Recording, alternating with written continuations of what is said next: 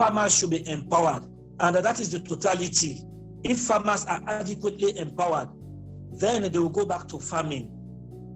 And empowerment will lead to such that farmers will be able to make their own decisions, no longer dependent on the ministry or the government of the day. These struggles are usually so long, and we are calling upon governments and maybe the embassies that they should stop funding corporations, especially which undermine women dignity and rights, because it is usually so difficult this side when you're fighting with people who do not understand, and they're telling you to something so different or from far that is catering for such an embassy. Recently, South Sudan released a report, the HRP report, that is the Humanitarian Response Plan report, which stated about 25% increase of gender-based violence cases within the country, and such will need direct support for us to be able to respond and support the survivors. We are asking our partners, and special Europe, and I presume that the Dutch government can be among them, it will be to support this very old program to slow down the desert and to create a kind of very long green forest wall from Casamance in Senegal to Djibouti, 8,000 kilometers. A climate-smart agriculture is the best option that could tackle the drought and conflict issues in the country.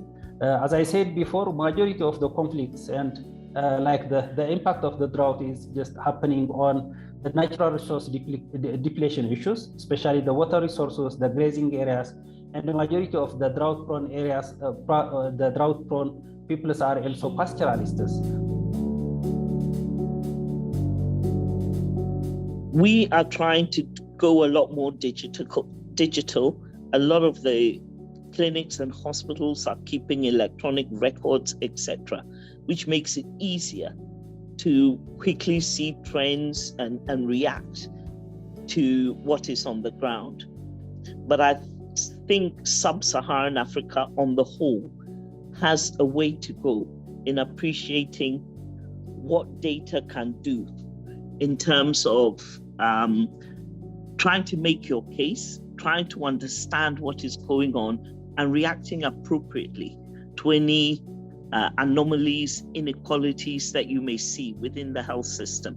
And this is an area that needs to be addressed, I think. The most inclusive segment of the private sector, you will find even poor people who depend on SMEs or micro enterprises for their livelihoods and for food. So if you invest in these types of enterprises, you are directly investing in reducing poverty.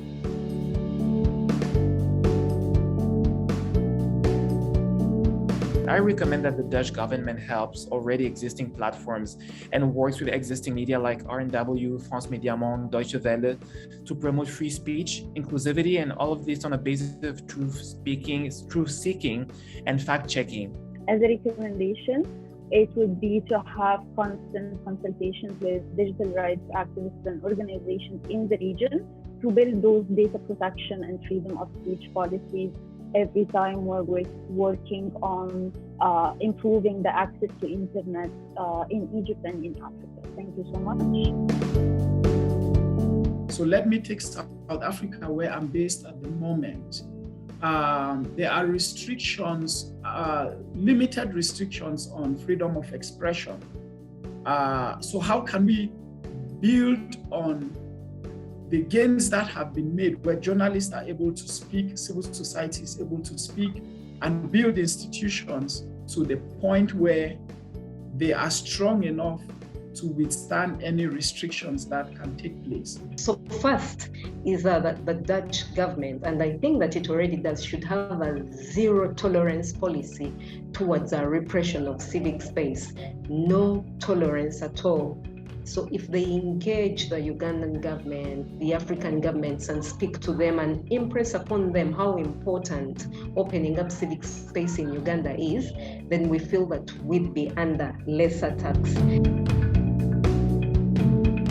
Most of our labor ministries in Africa are the most underfunded ministries, and yet employment is central to sustainable development of the continent.